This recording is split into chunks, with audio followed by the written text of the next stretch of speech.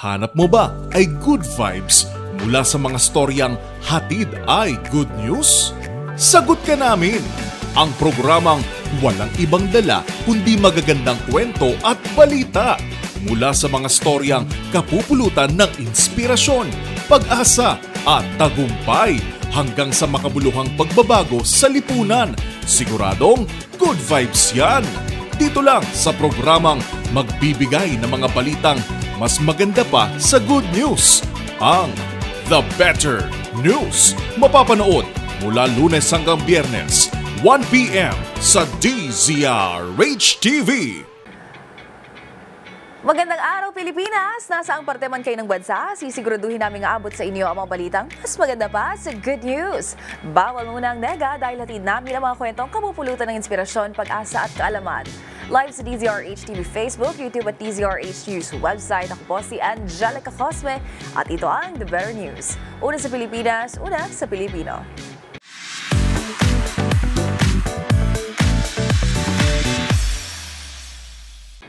Para sa ating unang Better News ngayong araw, inilunsad ng Bangko Sentral ng Pilipinas ang Protect Your Money campaign para palakasin ang kaalaman ng publiko sa tamang paghawak ng pera at pag-iwas sa scam.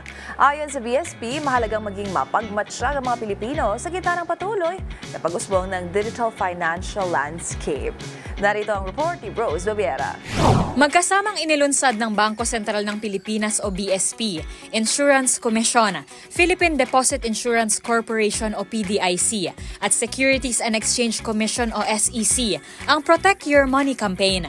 Layunin ng kampanyang ito na paigtingin ang kaalaman ng publiko tungkol sa kanilang mga karapatang pinansyal, kung paano humingi ng tulong, paano mas epektibong mag-ipon, mangutang, mamuhunan at makisali sa mga digital transactions, at kung paano maiiwasan ang mga scam, panloloko at iba pang financial damage. Ayon kay BSP Deputy Governor Bernadette Romulo Puyat, Chairperson ng Consumer Protection and Education Committee ng Financial Sector Forum, kasabay ng pag-usbong ng teknolohiya, ay tumataas din ang peligro ng panloloko.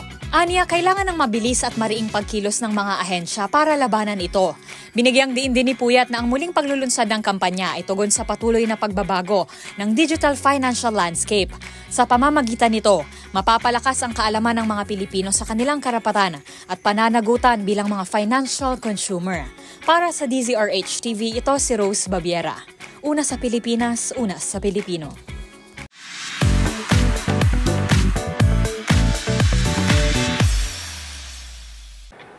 Opisyal namang inilunsad ng DOST. Opisyal namang inilunsad ng DOST Pag-asa ang upgraded na panahon alert system. Kabilang sa mga naging pagbabago sa sistema ay ang pagsasama-sama ng lahat ng regional warnings sa isang centralized alert system. Ang buong detalye alamin sa The Better News Report ni Rovic Manuel. Naglunsad ang DOST Pag-asa ng upgraded panahon alert system kasabay ng paggunita sa Typhoon and Flood Awareness Week. Lain nitong itaas ang kamalayan at isulong ang aktibong mga hakbang sa pagtugon sa panganib na may kaugnayan sa bagyo at pagbaha. Tampok dito ang gridded forecast integration, lokasyon, spatial accuracy para sa rainfall accumulation, temperatura, hangin at maging ang pressure. Maaari namang ma-access ng mga user ang interactive map sa pamamagitan ng clickable grid points, time slider, location-based search functions at kayang makapagbigay hanggang 5 araw na forecast. Sa ilalim ng updated system, lahat ng regional warnings ay pinagsama-sama na sa isang centralized alert system at makikita sa pamamagitan ng interactive, color-coded markers na may kompletong hazard information. Matatanda ang unang inilunsad ng panahon alert system noong nakaraang taon. Para sa DZRH TV, ito si Rovic Manuel. Una sa Pilipinas, una sa Pilipino.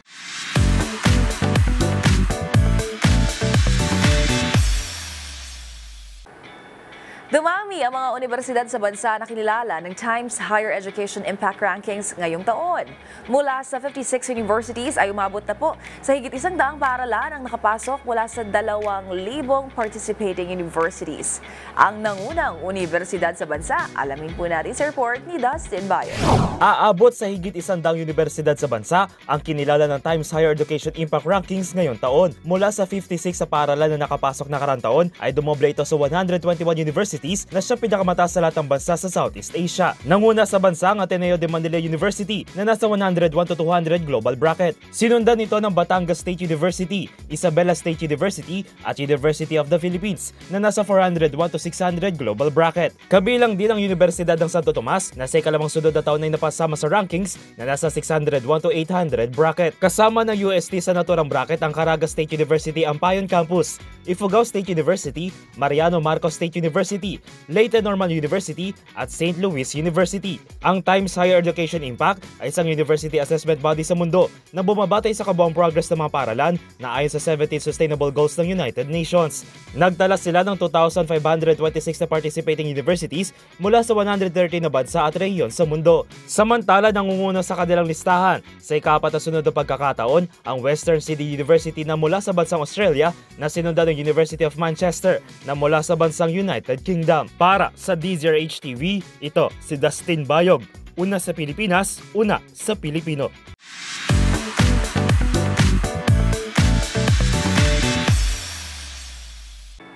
Dumaong na sa kauna-unahang pagkakataon ng cruise ship, the Heritage Cruise Ship. Dumaong na sa kauna-unahang pagkakataon ng cruise ship na Heritage Adventurer sa Samar.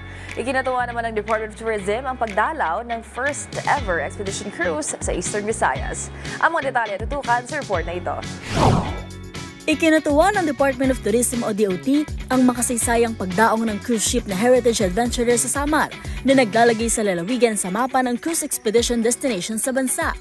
Ayon kay DOT Eastern Visayas Regional Director Karina Rosa Tiopes, ang pagdating ng Heritage Adventurer ng Heritage Expeditions Ltd sa Samar Island Natural Park ay simbolo ng pagkakasama ng Samar sa portfolio ng expedition cruise sa Eastern Visayas. Ito rin ang kauna-unahang pagdaong ng nasabing Portuguese registered cruise ship sa Eastern Visayas. Karamihan sa 130 na passengers nito ay galing sa Australia, New Zealand, France at ibang bahagi ng Europa. Sa kanilang pananatili, inikutan ng mga bisita ang Paranas Eco Trail sa loob ng SINP para sa bird watching at trekking at bumisita sa isang private arboretum sa Paranas Town. Nagtungo rin sila sa Candiwata Rock Formation sa bayang isla ng Daram para sa iba't ibang leisure activities. Tinikman din ng mga pasahero ang mga putahe mula sa Secret Kitchens of Samar na inihanda ng mga heritage cooks ng lalawigan. Sa koordinasyon ng DOT at pamahalaang panlalawigan ng Samar, nagpaplano na rin ang karagdagang shore excursions at destinasyon para sa mga susunod na pagbisita. Ang Samar ang naging nag-iisang destinasyong binisita ng cruise ship sa Eastern Visayas. Bago ito, dumaong ito sa Caramoan Island sa Camarines Sur at nakatakdang dumaong sa Bohol nitong Martes. Noong mga nakaraang taon, kabilang sa mga binisita ng mga cruise ship sa rehiyon ang Leyte, Southern Leyte, Biliran at Northern Samar. Para sa DZRH TV, ito si Mili Borja, una sa Pilipinas, una sa Pilipino.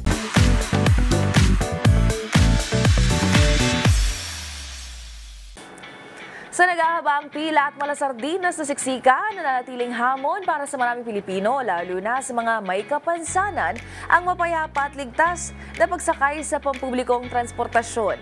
At bilang tugon po sa problemang ito, ipinasilip na ng Social and Welfare Department ang kanilang specialized electric buses na layong mapagaan ang commuter experience ng ating mga kababayan. Ang buong detalye tinutukan sa The Better News Report ni Arnold Herrera. On the way sa mas maginhawang commuter experience. Masayang ibinalita ng Department of Social Welfare and Development o DSWD ang deployment ng 20 makabagong units ng PWD-friendly electric bus sa ilalim ng proyektong PWD Electric Transportation Services. Nakikita lalo ang halaga nito sa gitna ng mga naitalang serye ng karahasan laban sa kanilang sektor, tulad ng isang pasahero na kinuyog at tinaser umano ng mga kapwa nito pasahero sa EDSA busway. Gayun din ang isang visually impaired na lalaki na tila pinaringgan dahil sa pagsakay nito sa bagon ng LRT1 na nakalaan para sa mga babae, matatanda at may kapansanan. Para kay DSWD Secretary Rex Gatchalian, ang hakbang na ito ay isang pagtalima sa direktiba ni Pangulong Bongbong Marcos na pangalagaan ng kapakanan at karapatan ng PWDs sa paglulunsad ng ligtas at inklusibong pampublikong transportasyon.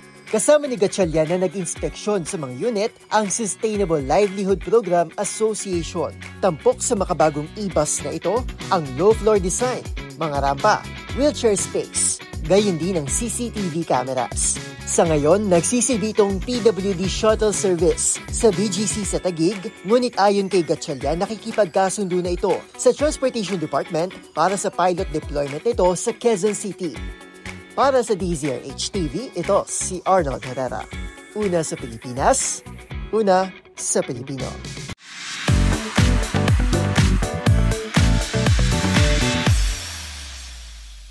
Basaan na dahil gaganapin ang inabangang Wata Wata Festival sa lungsod ng San Juan sa June 24. At bilang paghahanda, nagtalaga na ang lokal na pamahalaan ng Basaan Zone para sa mas organisado at payapang pagdiriwang ng pista. Ang mga detalye hatid sa atin ni Millie Borja. Nagtakda na ang pamalahang lungsod ng San Juan ng itatalagang Basaan Zone para sa Wata Wata Festival na gaganapin sa June 24. Ayon kay Mayor Francis Zamora, alinsunod ito sa City Ordinance No. 14 na may layunang maiwasan ang kaguluhan at mga alitan sa gitna ng pagdiriwang.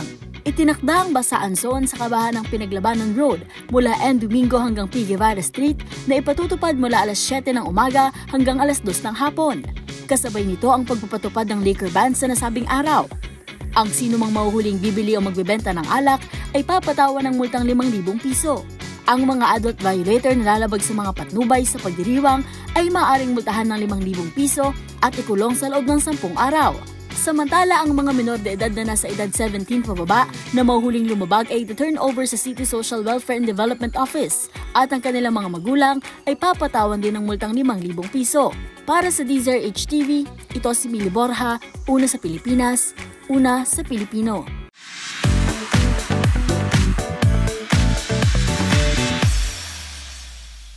Nagkasundo naman ang Catholic Bishop of Laoag at ang National Historical Commission of the Philippines o NHCP na muling ayusin ang century-old na Santa Monica Parish Church sa Sarat, Ilocos Norte. Ito ay bilang pagkilala sa nanatanging kontribusyon ng simbahan sa ating kasaysayan na nasira ng sumiklab ang ibagsikan noong 1815. Para sa detalye, tutukan yan sa report ni James Galange. Lumabda sa isang kasunduan ng Catholic Bishop of Laoag at ang National Historical Commission of the Philippines o NHCP para muling ayusin ang nasirang century-old church na Santa Monica Parish sa probinsya ng Sarat, Ilocos Norte. Sa naturang kasunduan, nakasaad na pangunahan ng NHCP ang restoration project at may mandatong i-preserve ang naturang cultural landmark ngunit nakapangalan pa rin sa diocese bilang nagmamay-ari ng naturang simbahan. Maglalaan naman ang NHCP ng 40 million pesos para sa unang yugto ng restoration project, kabilang na ang pagsasaayos ng bubong at trusswork, pati na rin ang pagpapalakas ng mga pader na yari sa ladrilyo. Nasira ang naturang simbahan dahil sa naging pagyanig o lindol noong nakaraang taon. Ang simbahan ng Santa Monica ay pininiwalang itinayo 2 taon nang nakalipas at nasunog naman noong 1815 nang sumiklab ang revolusyon sa nasabing probinsya. Para sa DZRH TV, ito si James Galange, una sa Pilipinas, una sa Pilipino.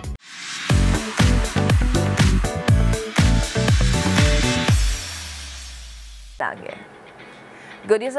The better news naman tayo pagdating sa mundo ng palakasan.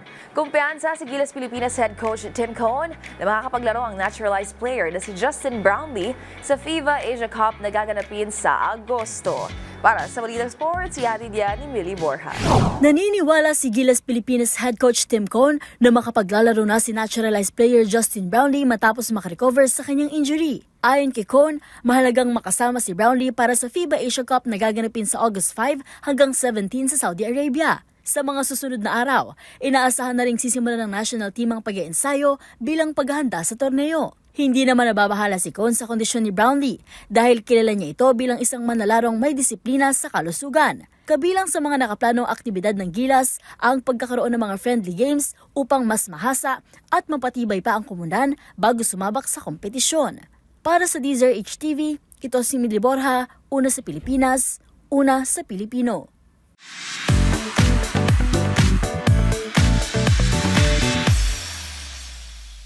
Sa mundo naman ng showbiz, panibagong achievement ng nakamit ng aktor na si Sian Lim sa kanyang pagiging piloto. Sa latest Instagram post si Sian, proud itong shinare na siya ay licensed commercial pilot na. Ang the better news sa mundo ng showbiz, tutukan sa report na ito. Last January, nakuha ni Sian Lim ang kanyang private pilot license. Ngayon naman, lisensyadong commercial pilot na ang aktor. Ang panibagong achievement na ito, ibinahagi ni Sian sa Instagram, kabilang isang selfie flexing the 3 stripes sa kanyang pilot epaulet. Si Sian tila di pa rin daw makapaniwala sa bilis ng mga pangyayari. Special mention naman sa post ito ang lahat ng mga nakasama tumulong sa kanyang aviation journey sa Top Flight Academy. Ayon sa aktor, magsilbisa itong paalala sa lahat na walang imposible pagdating sa pag-abot ng mga pangarap basta't you have the heart, passion at napapaligiran ng mga tamang tao. Nagbalik tanaw din ito noong nasa briefing stage pa lamang. First full flight hanggang sa tuluyan na magkaroon ng lisensya. Tinapos si Sian Lim ang post sa mensaheng, "This is only the beginning. Let's keep flying." Congratulations, Sian!